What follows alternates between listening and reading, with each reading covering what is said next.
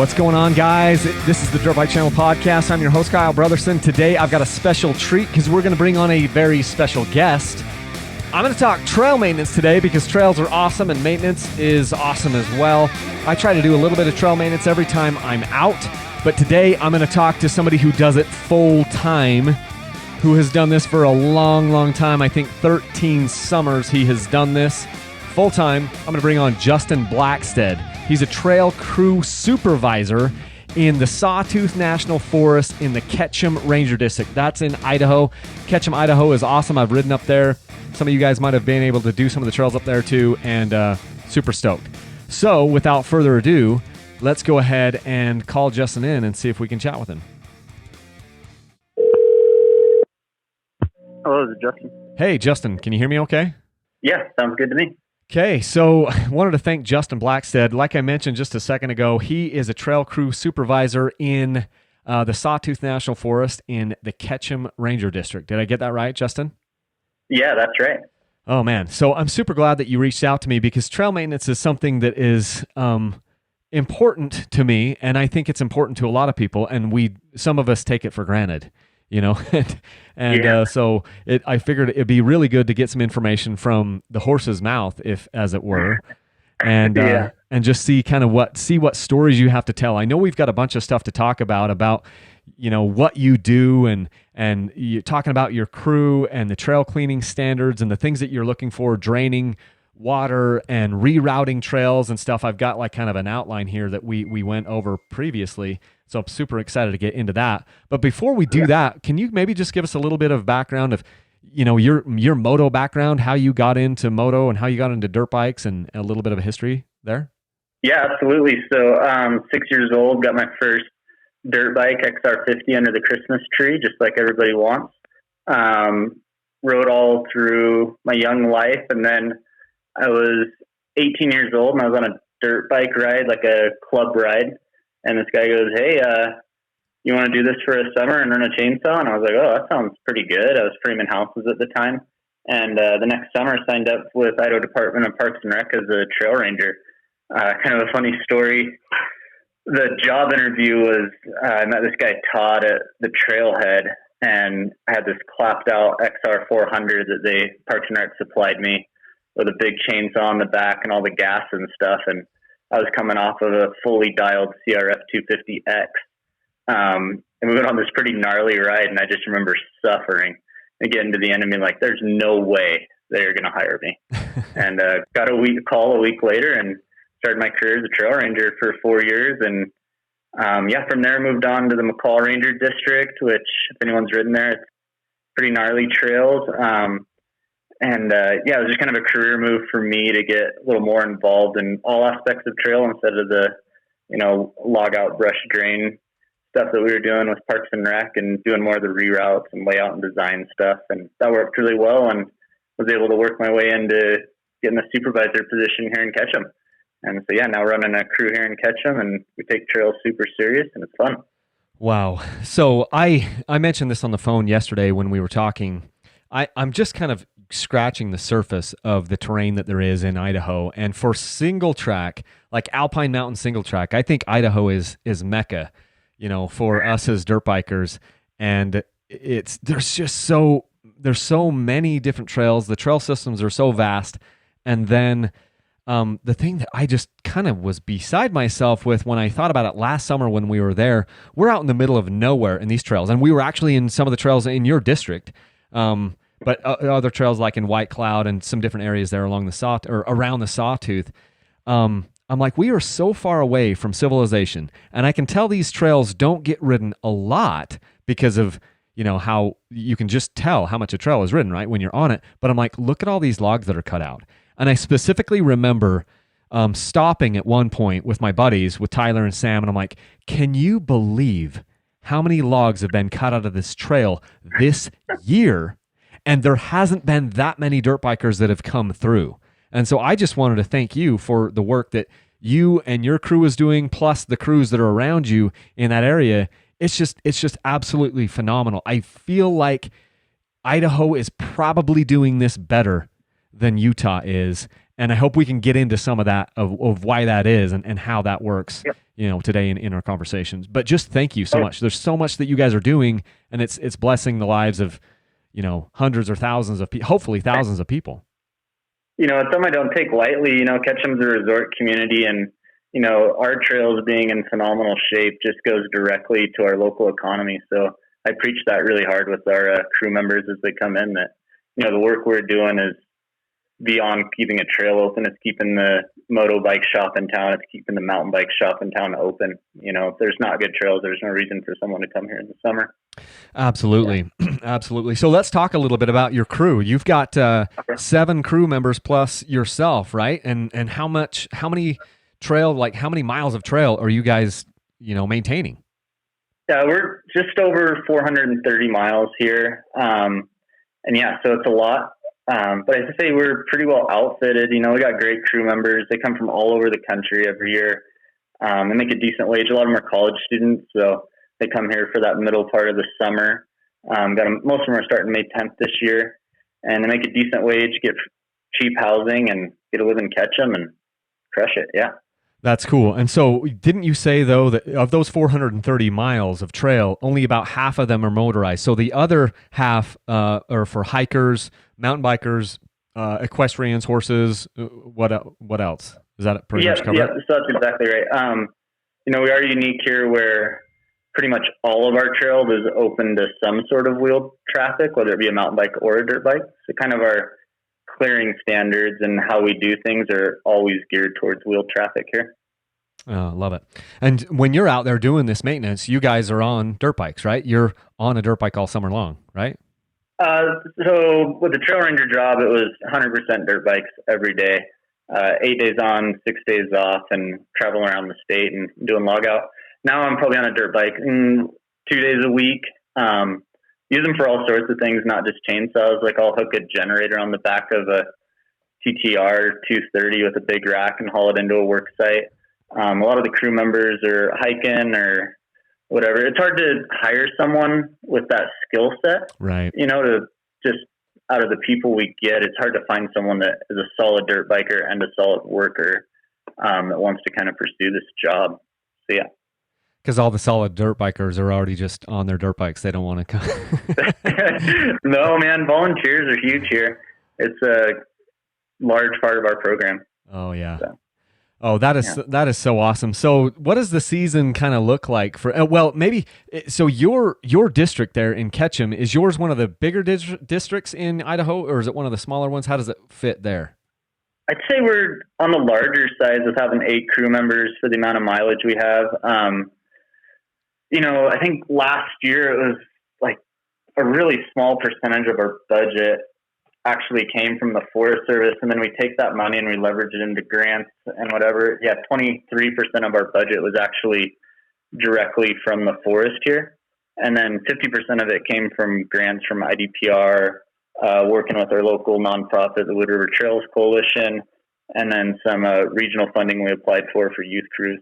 So it takes a lot of work to build a program into what we have here, with leveraging funds and trying to make it happen. If we were to do nothing when it comes to grants or partnerships, we would probably have a 2-person trail crew, me and someone else. So that's maybe what a lot of these other districts have. I'm so interested to maybe reach out to some of your colleagues that are down here in Utah and get some information from them and see how their programs are run. But something else that is kind of interesting to me is, correct me if I'm wrong, but a lot of the, some of the money that comes into your program, and it's a trickle down effect from the top down, comes from the stickers, right? Like registration stickers. Am I right on that? Yeah. Yep. Absolutely. So, this guy explained it really well the other day. It's Recreational Trails Program is kind of our bread and butter for trail funding. Uh-huh. And that comes off of the federal gas tax. So they take all the gas tax and they figure, like, don't quote me on the numbers, but like 0.5% of that's going into dirt bikes, ATVs, and UTVs. And so then that money is set aside for trail related projects, recreation projects. So then that money goes from the government to, here in Idaho, it goes to IDPR. And then we apply for grants for that money through IDPR. And then, basically the stickers are, that money goes, I think it's like 90% of it goes directly to boots on the ground and tools in the dirt here in Idaho. So, yeah. That's cool. So what does a season look like for you if you broke it down into like spring, summer, fall? What are the types of things that you guys are doing in those different times of the year? Yeah, so right now in the spring, like we're ramping up, getting everyone on, getting a little bit of training in, just getting everyone up to speed. And then starting 2 weeks from Monday, we'll just be full on we'll be running around with chainsaws, just trying to get everything open and seeing kind of how the trail's wintered. Looking at what projects came up over the winter and the spring runoff that we need to address. And then moving into the summer, we kind of get into our heavy maintenance. So we kind of got a 3-year rotation of trails, starting with, our front country trails that we're going to do heavy maintenance on every single year. They're the ones that get trampled. Then we'll move into kind of our 2-year trails, are the ones that are, popular, but maybe not as popular as those super front country trails. Then our 3-year trails are the ones that are really out there, don't see a lot of use, but basically at the end of the day, every trail is going to get touched every 3 years. So we'll get them all. With that, there's some of those lighter use trails that are the crew is super big fans of doing. So we'll usually do those ones every year. And then we'll start kind of doing our big reroutes. So we'll partner with Idaho Conservation Corps, Montana Conservation Corps, or, the Student Conservation Association. So we'll have 20 people or so out on a big reroute project and nail that through. We're building bridges. That core of the summer is the heavy project work. Then moving into the fall, a lot of the crew members will go back to school. So the crew will slim down to 3 or 4, typically. And that's when we'll start making plans for next season. And then I'm a huge proponent of putting trails to bed. And we do that here every year. So we'll go through and all the drains that we've built over the years, we'll clean them out. So that way when that spring runoff comes, they're fresh and ready to get the water off the trail. So, wow. So I love the idea of putting a trail to bed. And so, man, so many of the things that you just mentioned there give me a lot more context into why I'm seeing what I'm seeing on the trails up there in Idaho. Talk to me a little bit about reroutes. How does that process happen, just maybe at a high level? How does it, does somebody just tell you this trail needs to be rerouted? Like, maybe give us the bullet points of how that goes about. So in my position, that's kind of, I'm the boots on the ground guy, seeing what I'm seeing. So what I typically like to do is try to fix the trail in its current alignment as much as possible. We all have these, I have trails that I have distinct memories of and what they feel like and how they ride. And then you come back the next year and it's a giant reroute and you kind of feel like you lost something. So I do everything I can here to fix the trail in its current alignment. So that'll be putting in drains, filling in ruts. But if it goes 2 or 3 years and it's just a consistent problem and it's getting worse and worse, that's where I'll start looking at my reroutes. And that's not something we take lightly. It's a big project, a lot of money to do it. So we take it serious. And it's expensive, man. So we'll start out with, I'll go out and kind of get a flag line in. And when I'm flagging in a trail, there's so many books and stuff out there on flagging and trails and they get really good. But if we all follow the same book, all the trails are going to ride the same, right? So kind of, you got to get creative with it.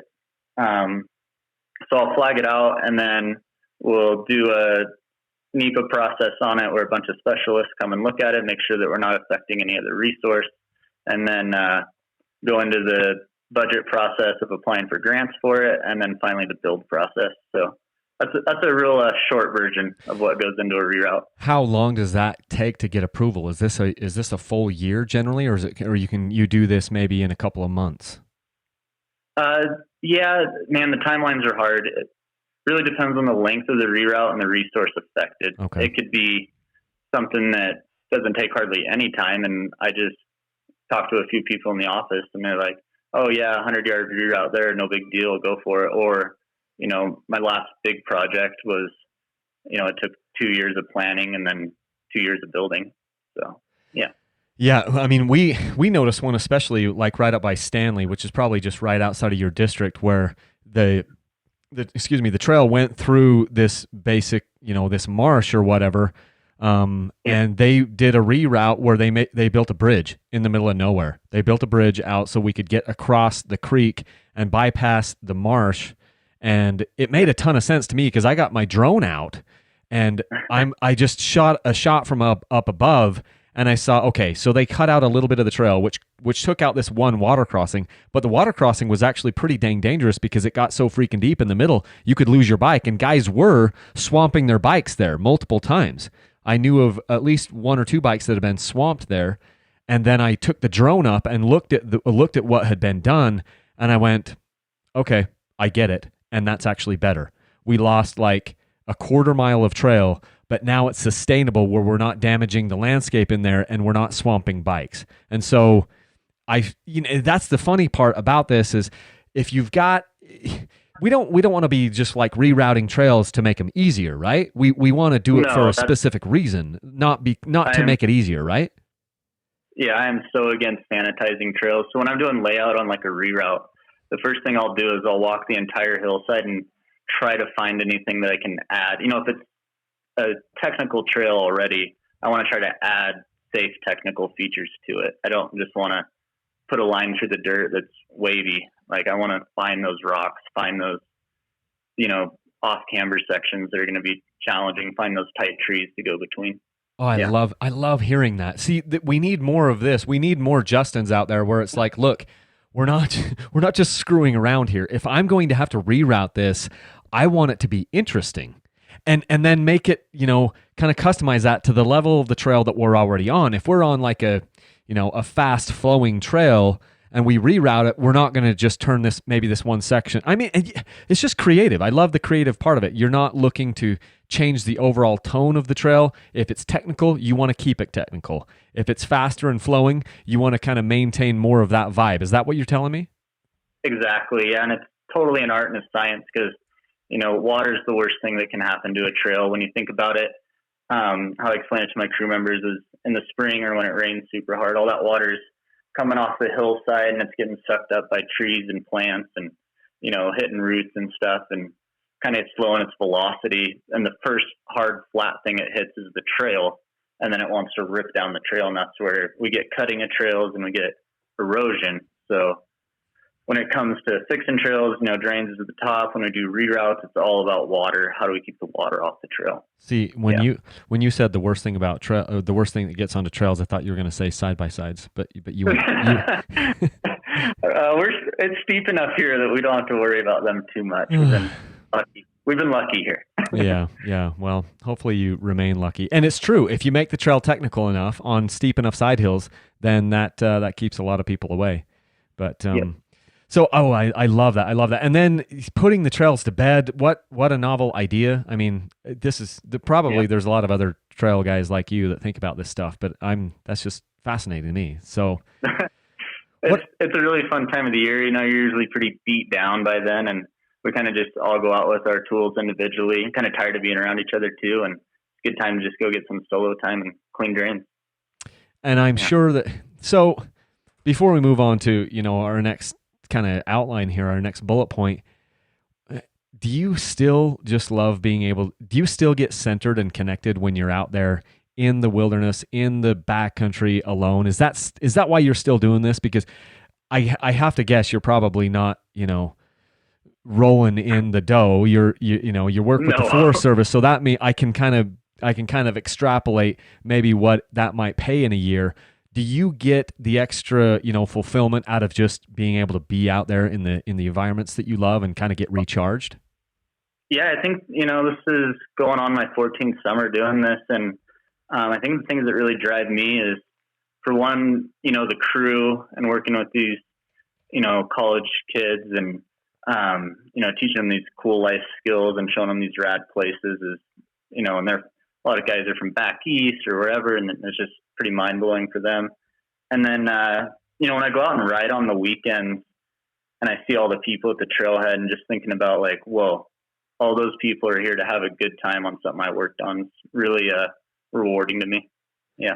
You get that fulfillment. It's funny that you say that because I grew up on a farm. I didn't grow up on the farm, but my grandpa had a farm in the family, and I ended up doing a fair amount of farm work, not a crazy amount as I was growing up. And I kind of learned, at the end of the day, you clear off a field or whatever, and you're beat and you hated it in the middle of the day. But at the end of the day, when the sun goes down and everything starts to cool, and the dew starts to maybe fall just a little bit, you get to see that haystack. And there's this sense of accomplishment. When I moved into my, careers that I've had recently, they were like, white collar type stuff. And it's like at the end of the day, I just had like a count of how many emails I sent, how many calls I did, how many products I sold, but there was not that fulfillment, at the end of the day to look back and be like, I did that, and so the money was good, but the actual fulfillment, it was really lacking. And so what you're talking about is at the end of the week or the end of the work week or whatever it is, you come back to the trails, you see people going on those things, and you get to see, I did this with my two hands or with my crew. And there's some really awesome, the feelings that you get from that. So I love that. Yeah, no, it's what keeps me going. Yeah. So maybe let's talk a little bit about, because we talked about trail clearing standards before on the phone the other day, and there were some things that really kind of shocked me. And I'm like, wait, can you repeat what you just said? And then you repeated it for me, and it made more sense. So maybe let's talk a little bit about those standards. I know you sent me like a maintenance guideline and some different things, which are really interesting documents. But let's kind of jump into those trail clearing standards that you abide by. Yeah, for sure. So, I think dirt bikers, like our main thing that we can help people with is log out, right? Like we can travel more efficiently and with a little more weight than any other user type. And so that's where I lean on my local guys here is they'll do a lot of the log out for us. Kind of the general terms here, the trail tread, which is the actual dirt part that everyone thinks of as the trail, right? And then we've got our trail prism, which is or trail way, some people call it, which is the entire bench of the trail. So you usually have like, let's say a 12-inch section of dirt, and then you're going to have 8 inches grass or whatever on either side of that on the bench. And then you got your back slope, obviously, don't need to explain that. And then you got the hill going off the backside there towards the ground. So what I like to see people do is we got that cut bank, just like you'd see on a highway, right? And that's where we like excavated the end of the hill. When we cut logs, like if we can try to get them 6 feet on the uphill side and 2 to 3 feet on the downhill side, that creates like a really good path to travel through.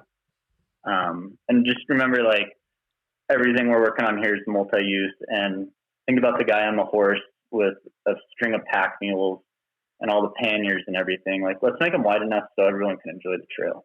Yeah. Yeah. So then you've got this, narrow trail base, but then when you're cutting out the brush, you cut a pretty wide swath. How far did you say on each side of the center line of the trail that it has to be cut out? The standard is from the center line of the trail, 4 feet in either direction, so 8 feet wide. I've kind of gone away from that because I think on the high side of the trail, the cut bank side, we want them cut back maybe 6 feet. And then on the low side, we're doing 2 to 3 feet. Okay. That's kind of how we have been rolling here, and it's worked out really well. But then you're talking about a 10-foot, because I'm looking at kind of the diagram here.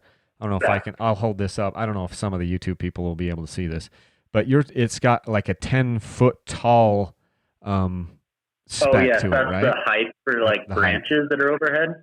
So you got to think of a tall guy on a horse. He's going to be hitting his head. So we can take branches 10 feet tall if it's feasible. Usually you're going to need, that's kind of for my crew more, because we'll take pole saws then and cut stuff. And I don't think a lot of volunteers are going to do that. Yeah. Yeah. So those are the widths and stuff. And what's the most, is it the most work to cut out the logs, or is it the most work to kind of brush cut and, go through and cut out those wide swaths? I'd say the brushing is a lot more work, right? Brushing is, you just got to enjoy it. It's rough, man. The roughest days I've had is when it's 90 plus degrees out and you're brushing this godforsaken trail in the middle of nowhere. And that's where your mind starts playing tricks. You're like, does anyone even use this trail? Why am I putting all this effort in? They do, but yeah, those are the hard days when you're just brushing all day. I can think of some spots on the Mountain Home District, and those of you listening that have been there, those are hard days. Yeah. Yeah. No, I can think of a trail down here that we have along the Wasatch Front. It's actually up Provo Canyon, and it's one of the more technical trails that we have in the area. And what it really desperately needs on one of the sections is just people to come through and brush cut.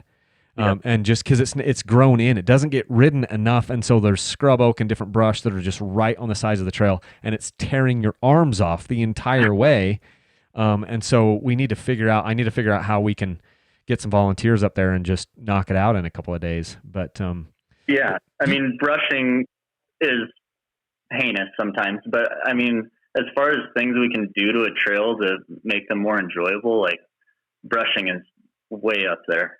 I mean, a well-brushed trail, when you ride it, it's so much fun. And I mean, yeah, good to do.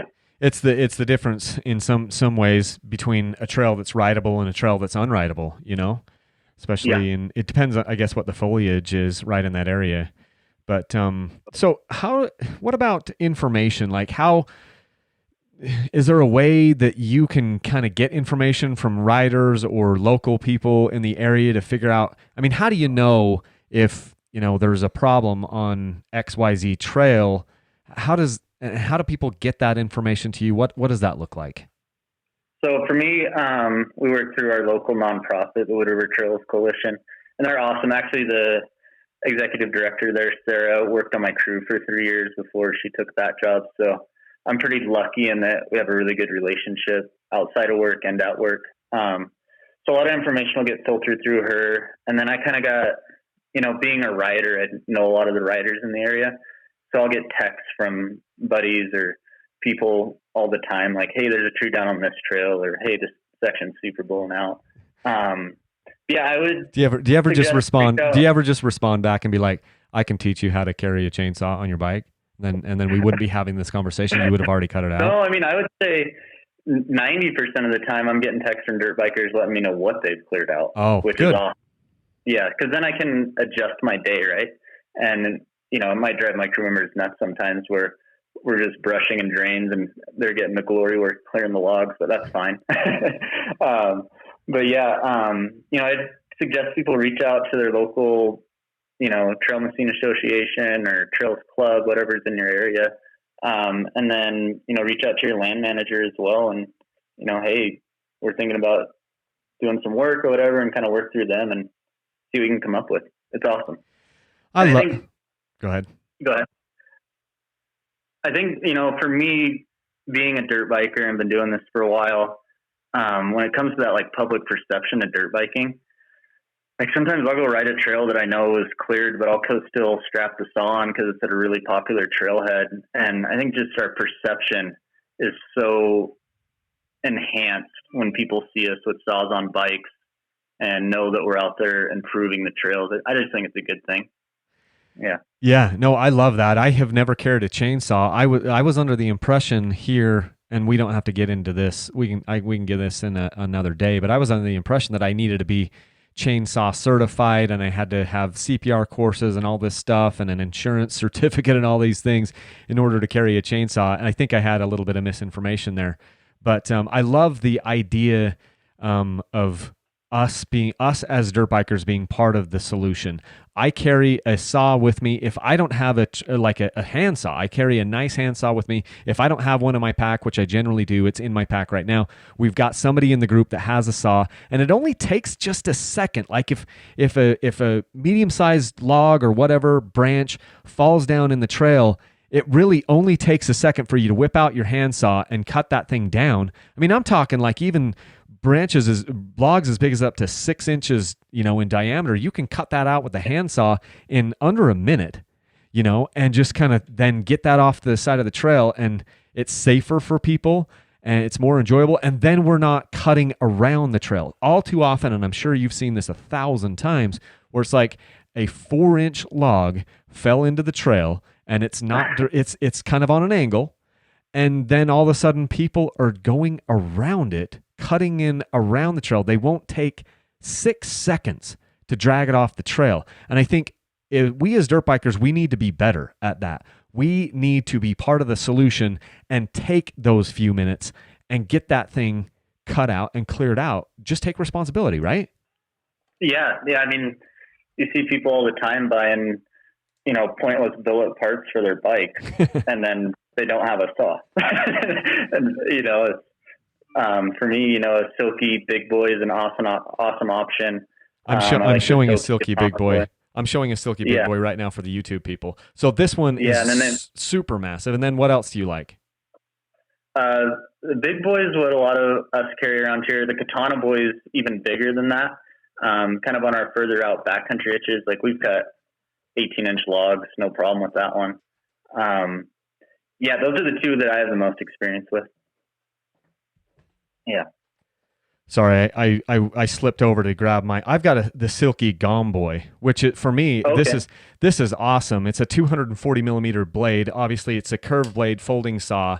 And I did a little kind of impromptu review on this thing. For me, this is like perfect because it fits in my pack, and I've got that Silky Big Boy, which is even a little bigger. But the point is, for under $100, you can have a bad A folding saw, and that can do a lot of things. If you're going out there to clear the logs at the beginning of the season, you're going to need a chainsaw. And if we can get more guys out there with chainsaws, that's great. But this saw that I'm holding up right here weighs nearly nothing and is extremely capable to just, help be part of the solution. So I love that. So yeah, absolutely. So as far as like in Ketchum and the area, it sounds like you've got quite a few volunteers and people that are out there just doing the work. Are you able to kind of leverage some of the work that they're doing to, get more grants or things like that? How does that work? Yeah. So, with the Idaho Parks and Rec, when we put in for these grants, they usually want a non-federal match. So not federal money that we can match the grant with. So we'll use volunteer time through the Wood River Trail Coalition for that. It's at $7.25 an hour, and they put on a bunch of volunteer events. And we'll track hours from those events and use it to leverage our funds for sure. That's cool. So kind of getting back to drains, what does that look like? So you said that the water, especially in the runoff, this is kind of the big killer for the trails. So do you have to go to school to figure this out? Do you have to have an engineer on your group, or are you that guy that figures out how we get the water where we need to? I think, it comes with trial and error. I mean, some of the things I did when I was 18, I look back at and I'm like, oh no. I think one trail that me and Mikey worked on, I think, we did so many drains in a short section. It was not good. It just ruined the riding experience of that trail. But we were 18 years old. We didn't know any better. We were told to build drains. But then, as you get better and you get good mentors, like Todd was a great mentor for me, you get out there and figure it out. And the key when we're getting water off the trail is, just because you're going up the trail and all of a sudden there's water, you don't dig a drain right there. Go find out where the water's coming from. Walk the whole section of trail a couple times and think, where can I put a drain that's going to be the most effective? And then for us, there's, even in my career, there's been these, we went from, they were taking old conveyor belts and sandwiching them between a two by 12s and putting those in the trail at an angle. So that way, and, it just comes back to me to rolling grade dips, just long drawn out drains that roll well on wheeled traffic. I'm not a big fan of the log water bars because they're so slippery when you hit your wheel on them. It doesn't make any sense to me. And, it depends a lot on soil type. The things we're doing here in Ketchum may not work somewhere else, but, over the last 5 seasons, I've got it pretty dialed in on what works in this soil type. Yeah. So you're not just putting in the automatic, jumps. What I see sometimes is it's like, hey, we're going to put in a drain here. And really what they did is just create these jumps in the trail. And then I'm like, I wonder if we just made this trail more dangerous, because now we've got 9 jumps in a row in a space of a quarter mile. And everyone now is just ripping up and down the trails because they're like, I'm going to catch air on these things. So is that something that you try to avoid, or it just depends on the system or the environment? I would say with the rolling grade dips we're building do tend to lead towards airtime. But it's either that or something that's so abrupt you're going to be pinching tires. If I build a rock water bar, that also could lead to a different experience that we may not want. So maybe you just create these like 3-foot rock ledges and that could be a feature. We could do something like that. Yeah, we could try them. Yeah. But yeah, when it comes down to, drains work, and they've been working, and the ones we have here, are 6-7 years old. We clean them every fall, and, we've saved a lot of miles of trail with them that we didn't have to reroute, and that's important. Yeah. Yeah. And I think, that leads into our next topic, is just reroute. So what you're telling me is if the trail is properly maintained and it gets the love that it needs, then maybe the likelihood of needing to do a reroute is diminished a little bit. Is that an accurate statement?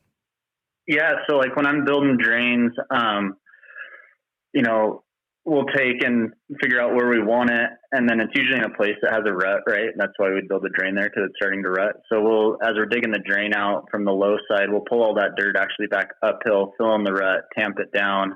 When we're building trails and maintaining trails, we want a little bit of outslope to them. So that way, when that water's coming down, it can sheet across the trail and off the trail instead of run down the trail. So we'll do a lot of berm removal on the outside and, get that outslope back to where we want it. And yeah, we can usually save a trail, but the hardest thing on a trail is a fire, right? Because then all of a sudden we don't have any trees soaking up the water. We don't have any grasses flowing it down. So if we have, on Ketchum, we had a big fire a few years ago, and then we had a massive rain event, and we just got destroyed, and it was a hectic couple years to rebuild everything. But yeah. Because the water doesn't slow down. It doesn't get absorbed as quickly because it's just, freewheeling down the side of these mountain faces. And so it just creates a lot bigger problem as far as the soil erosion when it hits the trails. That's what's happening. Yeah, exactly. Yeah, there's nothing to slow it down. So let's talk about like if a reroute has been determined, and we have to do that. We briefly talked about it a little bit, but let's kind of walk through that maybe a little bit more in depth. Just before we talk about that, I'll just share one of my experiences that I had. I shared it with you the other day on the phone. There's this one, section of trail that's up here in American Fork Canyon, up down kind of where I live in Utah along the Wasatch Front. And there was this one section of trail that just kind of went up the ridge, and it was harder for some people because it was steep and it was rocky, and it kind of got blown out a lot. And then there was a reroute that happened, and they brought in a trail cat, and they basically added on, I'm not sure, a couple miles of trail. And when I first rode that section, I was like, oh man, this is cut in too wide, because they went through with the trail cat, which is 4 feet wide, and then look at how wide the brush is, and I wasn't entirely sure. I gave that 1 year, and then suddenly my whole tune changed, because then I was like, wait a second, this is beautiful. The foliage has grown back in, and we got another mile or two, I'm not exactly sure, of beautiful epic trail along this already good trail.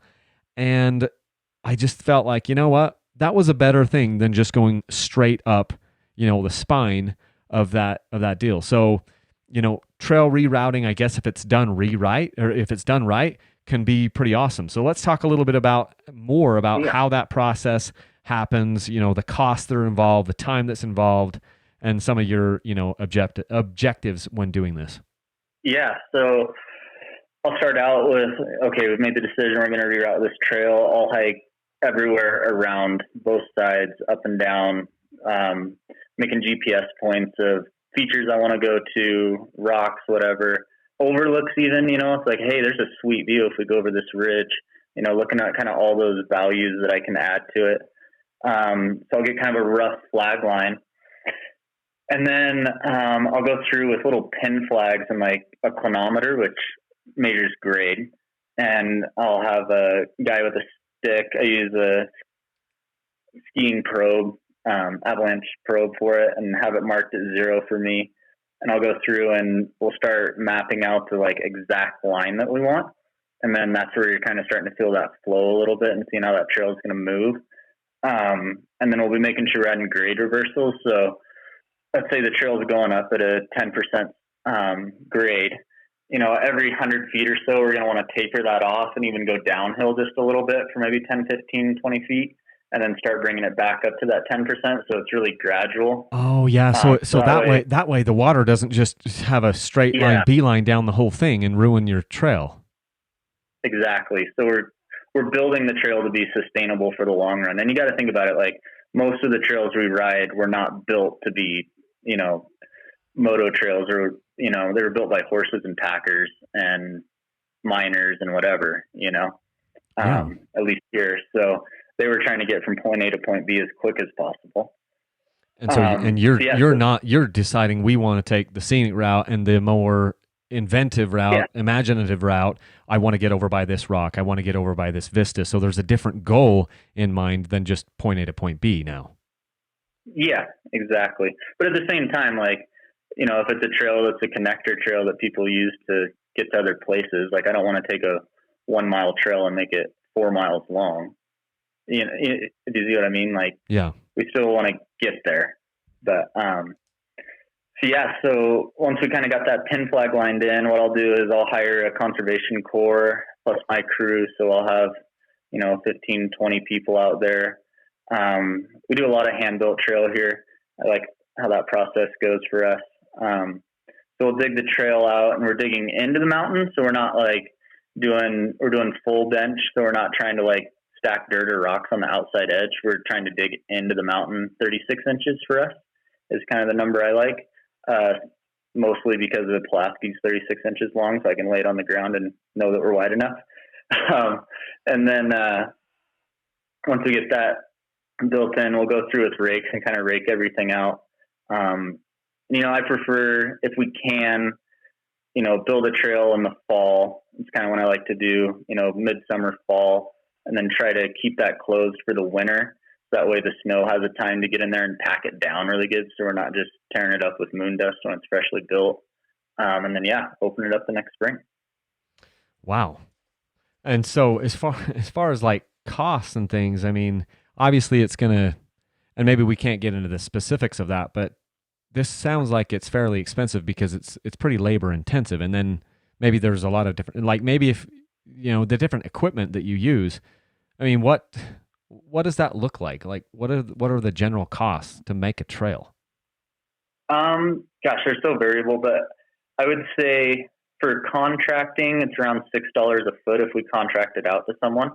And then for our crew, and we're probably down to like $3 or $4 a foot with a ICC SCA crew. I'd have to look at the numbers, but I figure it's somewhere around there.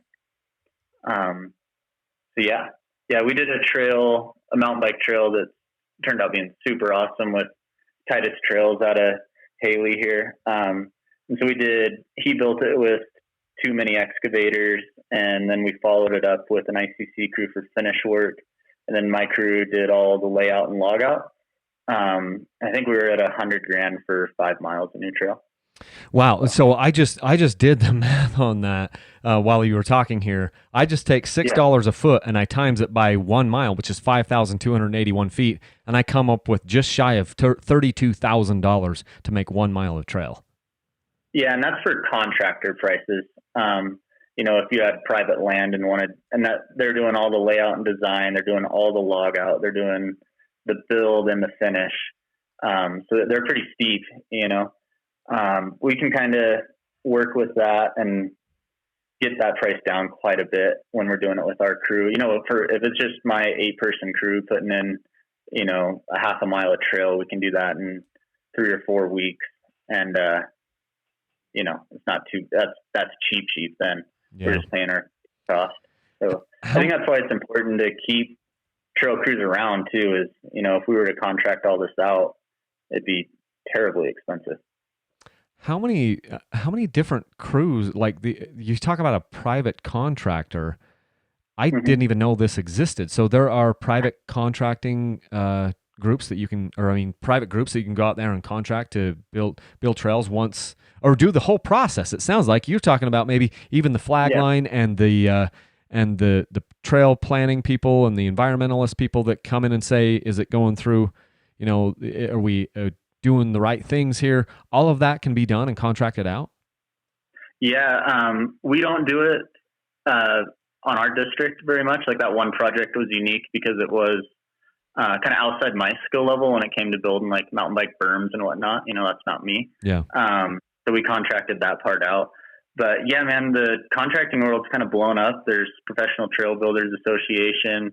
Like I said, Titus Trails here out of Haley's amazing. They kind of travel all over. A lot of ski resort work, building downhill mountain bike trails and whatnot. Trails is big. Dude, it's a lot of money in trails. You just blew my mind, because I'm sitting there thinking like, maybe this is one of the way. I mean, if you could, obviously one of the problems with, I feel like, creating new trails is nobody knows how to do it. Nobody knows how to go through all the steps that you just outlined, and that we're still talking about. So if there are people that are listening to this podcast and they're like, hey, look, I'm going to get together with my group of riders in our area, and we're going to get one of these trail building crews, and we're going to come get this thing put in. That's something that I didn't even know existed.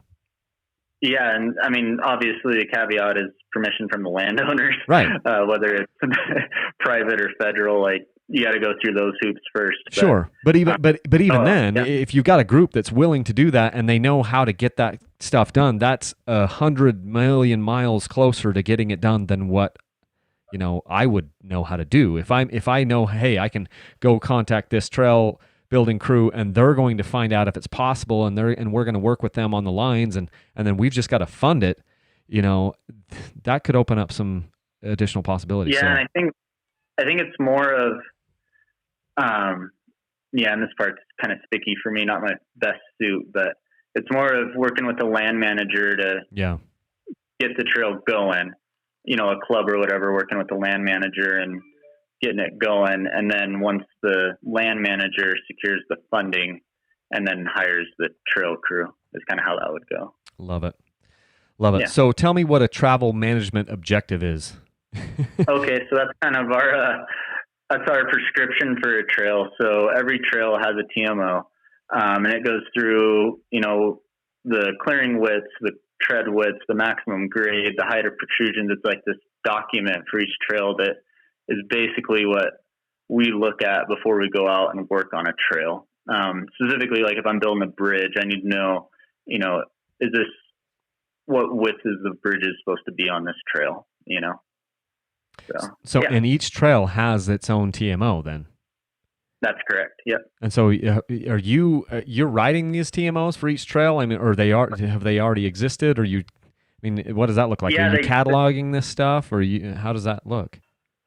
Yeah, they've already existed, but I can make changes to them, over time, and it has to get approved by people higher up the chain than me if I want to make a change to a TMO. But they're there, and they're kind of how we track. So then at the end of the season, I'll take all the work we did, put it into this program called Infra, and they'll, it's how the big government keeps track of me and what we've done, if you will. Yeah. I love it. So basically you're out there, you're trying to make the trails as fun as possible. You're using science, you're using clinometers, and then you're also have this, sense of, how technical do we want this? Do we want this to be fast and flowing? Do we want it to be challenging? And does it fit in with the other trails that are connecting to it? Sounds like it's an art and a science, and I love that part of it. And I love that we have people out there that are taking it seriously instead of just like point A to point B. So that's super cool.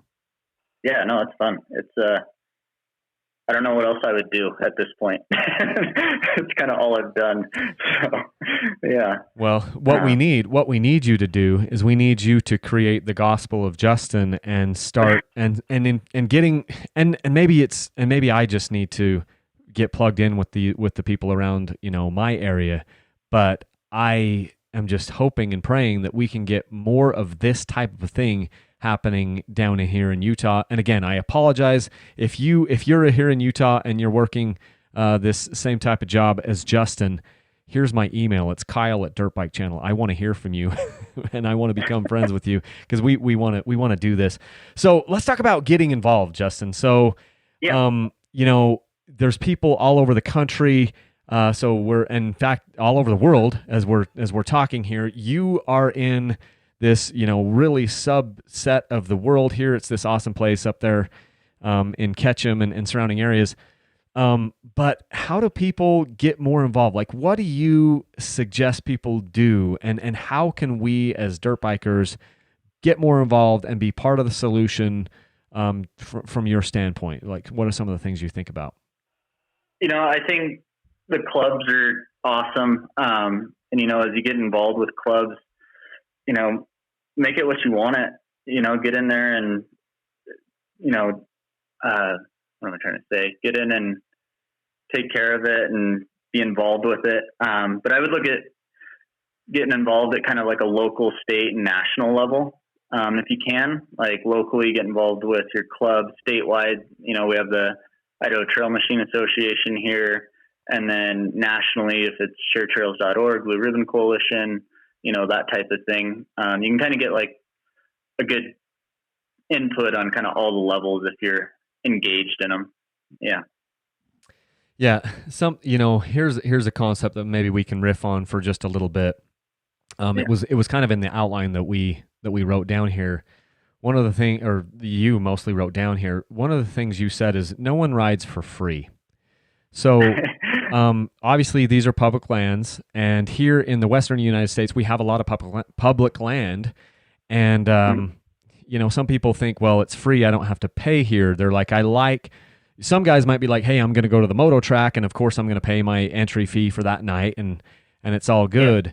And then they're thinking, well, I'm just going to go out to the desert or into the, the forest and I get to ride for free there. What did you mean when you said no one rides for free? Those stickers, man, they're so important. And I just really want to press how important it is to buy the sticker. The registration sticker for Idaho, right? The registration sticker is, that is what makes my crew happen every year. Without those stickers and those funds, we're not going to have a trails program. Like I said, I'd be down to 2 people if grants weren't available through IDPR. Buy the sticker. No one rides for free. And, it's such a cheap, I think in Idaho, it started at like $10 and for the sticker in the 70s, and it's like $12 now. And it's so cheap, and just to have that vote almost when you buy that sticker is important. Is there, and this maybe isn't an approved topic, but is there a way that people could donate directly to their, either your Ranger District to go directly into that trail fund, or is there a way for people to get, just like private money infusion into your program or other programs around there? Are you aware of a thing like that? Because obviously we want people to get the stickers, but let's say some guy is listening to this and he's like, I freaking love Justin. I love what they're doing in his area. I want to send $50 to help fund his program this year. Is that a possibility? Yeah. So, Wood River Trails Coalition is, so I don't know, those of you that are skiers have heard of, avalanche centers, and a lot of avalanche centers have what they call like a Friends of the Avalanche Center, which is the nonprofit that helps fund that crew. So what we got going here with Wood River Trails Coalition is we have a collection agreement with them. So they raise money every year and pay for one of my crew members for the season, as well as tools and stuff that may be hard to get through the government. So I'm able to call up Sarah and be like, hey, I kind of want to buy these safety glasses for my crew. I can't buy them with my government credit card, and she'll buy them for us. You see what I mean there? Yeah. So it's a collection agreement between us and Wood River Trails Coalition. And awesome organization. All they're about is maintaining our local trails to the best ability possible. And whether it's a dirt bike trail or a mountain bike trail, they're willing and ready to help us work on anything. So you said it is Wood River Trails Coalition? Yep. Okay. And so that's who they would want to contact and be like, hey, how can I help with the donation? Yeah. Okay.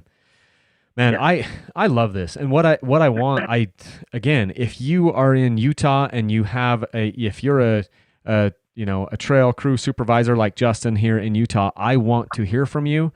email me, Kyle@dirtbikechannel.com, because I want to be talking to more Justins out there and figure out, how people do it in different areas and how we can be part of the solution. I feel really strongly that we need more trails, not less.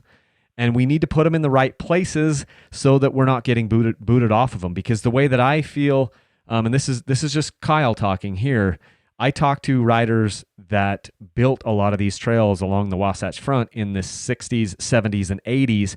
I've talked to them. They've come to me, they've reached out to me, and they've said, yeah, I helped build those trails in the 60s, 70s, and 80s, and now I can't ride any of them any longer because we've been kicked off all of those. I'm not even saying that we have to get back onto those trails. What I'm saying is I would love to be able to figure out how we can build more of these trails legally in places where we're not going to get kicked off immediately, and then go through, the sustainable, the planning process that Justin has outlined right here so that they can be sustainable, for generations to come. I have been riding dirt bikes for 10 years, and I want to ride until I no longer can, and I want my sons to be able to come with me, and I want more adventures, not less. And I believe that if we work together with the right land managers and with the Forest Service, we're not damaging the mountain. We need more access into these places, and we need to do it responsibly.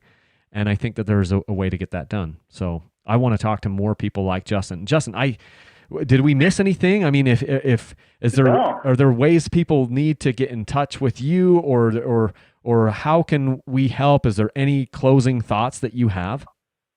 I just say that this career has been amazing for me, and if any of you have any young men or women that are interested in doing trail work, and they like riding dirt bikes, apply for jobs.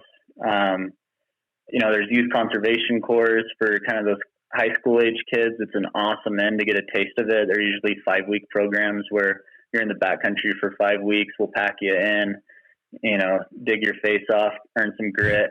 And then, just, we need more people, young people that want to make a career out of it and keep it going. It's awesome. Well, and, I think one of the things that we're missing, it feels like we're missing, is just the fact that manual labor in our culture and in our society, manual labor is sort of almost looked down upon. And I'm like, it shouldn't be that. It shouldn't be that. There should be, it's a prestigious thing to be able to go out there and give this type of service, and you get a lot of fulfillment out of it. Okay, so you're not going to become a millionaire over the summer or over 2 or 3 summers, but you get some other advantages that come from that maybe won't fill your pocketbook, but it'll fill your bucket, right? Your emotional bucket, your self-worth bucket. And I don't think that should be overlooked. Yeah, for sure. Yeah. Good stuff. Okay. Well, I'm super appreciative. Thank you so much. Hopefully I get a chance to meet you. With all the COVID stuff, I'm planning on coming to Idaho a few times this year, and hopefully we'll be able to hook up with you up there as we go through Ketchum. And we usually try to spend, a few days in the Stanley area and do some of the trails surrounding. If you're listening to this podcast and you want to know how to get to some of these places, some of these rides, one of the resources that I have used is Bill Dart. He has some trail maps that are really awesome. I know Justin and I talked about them. If you go to if you Google Bill Dart maps, you can get some really cool maps that you can download. What are the other places that people should be going to get the special use maps or the land maps in order for, if they're going to plan a trip in your area? Is there a website they can go to get the right maps and get the right, restrictions and times things are open and times things are closed? Yeah. So kind of our letter of the law on that is the motor vehicle use maps. Every ranger district should have them. They're free. They're paper maps. I know they're not the best maps. I definitely know that. But if you can use that map and cross-reference it with a topo, it'll just make sure that you're in a legal place, and paying attention to seasonal closures is important. So, What's the best GPS app that you know of as a dirt biker to navigate some of these trails? There's a bunch of them. I like Avenza because I can have my MVUM and the topo map and a relief shading map all downloaded for the area I'm going to, and then I can cross-reference those really easily. Okay. So that's kind of what I use the most is a Venza.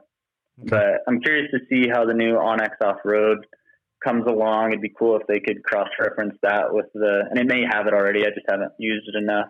If that had the MVUM restrictions for each trail when you clicked on it, that could be a game changer. Yeah, I've downloaded the Onyx app, but I haven't really found any apps that are just blowing my mind. I use Apple, and so some guys are on Android and they have some different things, but I'm hoping that the Onyx works a little better. Most of the time I'm familiar enough with the trails I don't even pull out my phone. But when we go to places, out of, you're a 6-hour drive or at least 5-hour drive from where I'm at. And so we don't get up there a lot. And so when I go to places in your area, that's when I need the additional support of, the map features. Here in Utah, it's like, okay, we kind of know where we are. We know where we're going. Yeah. So, but, okay. Well, thank you so much, Justin. I will let you get back to it, and, you have a great week, and let's not let this be the last time we talk, okay? All right. Sounds good. All right. Thanks, Kyle. Thanks, Justin. Bye. Bye. Okay, so that was Justin Blackstead with the Sawtooth National Forest in the Ketchum Ranger District. He is the trail crew supervisor for that district. Super awesome guy. Obviously, you can hear it in his voice. He's passionate about this stuff. He likes it. He gets it. And the thing that I like probably more than anything is just he's on our side, And we've got to partner with more people that are on our side and get it and want to make trails for us, with us, and do it the right way. And we don't want to just, cut through a section and take out the challenging parts. We want to actually keep some of that in there and keep them inventive and keep them creative and go with the flow of the trail. Did I just say go with the flow? I think I did. But what I'm talking about is, not changing the flow of this trail. If it's technical, we want to keep it technical. If it's fast and flowing, we want to keep it fast and flowing, and that will go with the flow on this. So big thanks to Justin for doing that with us today. Hook me up with an email if you're doing this same type of work down here in Utah. I want to hear from you. I also would like to hear from you if you're in Idaho or anywhere else in East Coast, whatever. I would like to do more podcasts like this and see if we can get some good jives, get some good grooves going for the dirt bikers all over the United States and all over the world too. I'm focusing more here regionally because it seems to be the ones that I can get to, but hey, let's see if we can make a difference worldwide. So thanks for listening, guys. If you want to support Dirt Bike Channel, one of the best ways that you can do that is just by using my links for Rocky Mountain ATV and MC.com. I have the links generally in the show notes, or you can find them on all of my YouTube videos, or you can just go to my website, dirtbikechannel.com. I have the links section up there in the upper right-hand corner. I've got like top picks and different things that I use all the time. You can bookmark any of those links with Rocky Mountain ATV into your browser, so it's super easy. You just go to the browser, click on the bookmark that is, my link, and then any parts that you purchase there help to support me, and that would be awesome. So I think that's all I've got for you guys. It is, what is it? It's 5:05 p.m. on April the 30th. I'm going to try to get this thing out into podcast land soon, and then I don't know when it'll go up to YouTube, but it'll be sometime shortly after because I think this is valuable information for everyone to know. So share this podcast, rate us, and review us, and as always, leave a single track. Thanks.